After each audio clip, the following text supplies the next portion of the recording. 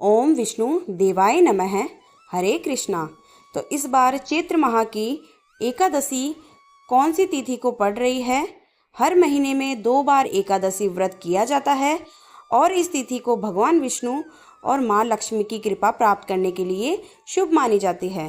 पंचांग के अनुसार हर साल चैत्र माह के शुक्ल पक्ष में कामदा एकादशी मनाई जाती है। तो इस बार की एकादशी कौन सी तिथि को और कौन सी तारीख को पड़ रही है?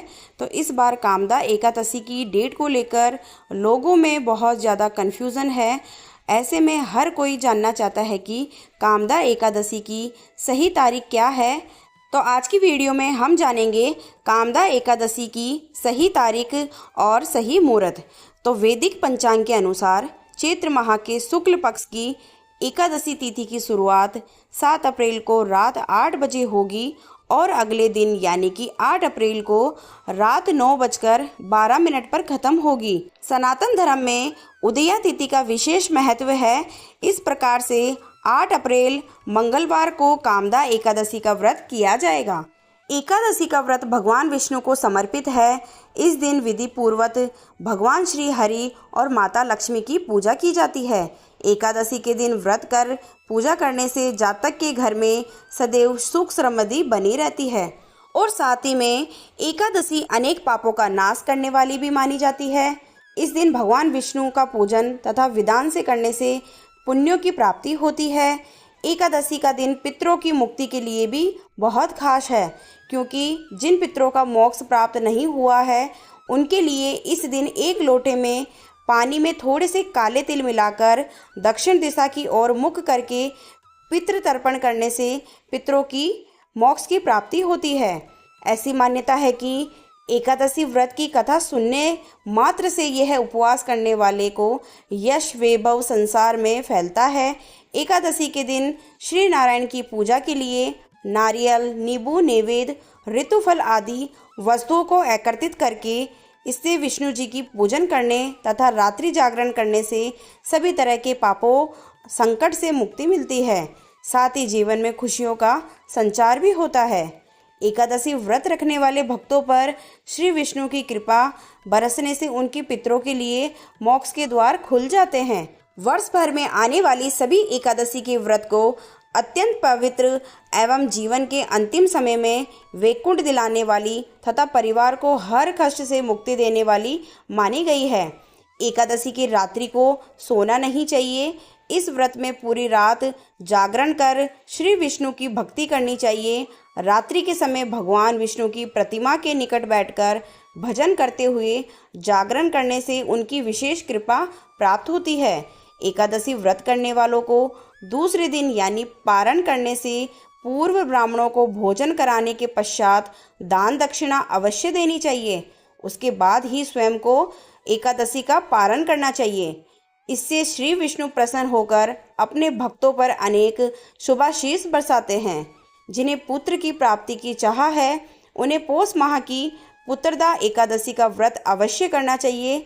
इससे व्रतधारी को सुयोग संतान की प्राप्ति होती है। साथ ही में अगर आप पूरे वर्ष एकादशी का व्रत करते हैं तब भी आपको भगवान विष्णु की आशीष प्राप्त होती है और ऐसा करने से दुर्भाग्य, दरिद्रता तथा अनेक प्रकार के कष्ट दूर होकर मोक्ष की प्राप्ति होती है तथा सुख संपत्ति, ऐश्वर्य, पुत्र आदि से खुशहाल जीवन का वरदान प्राप्त होता है।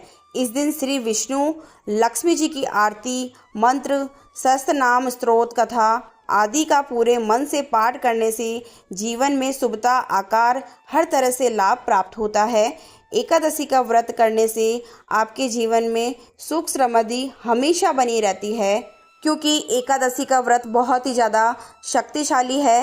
एकादशी का उपवास पूर्ण मनोयोग से करने से निसंतान दंपति को संतान का सुख भी अवश्य मिलता है। यह व्रत 2 प्रकार से रखा जाता है, जैसे कि पहला निर्जला और दूसरा फलहारी या जलीय व्रत।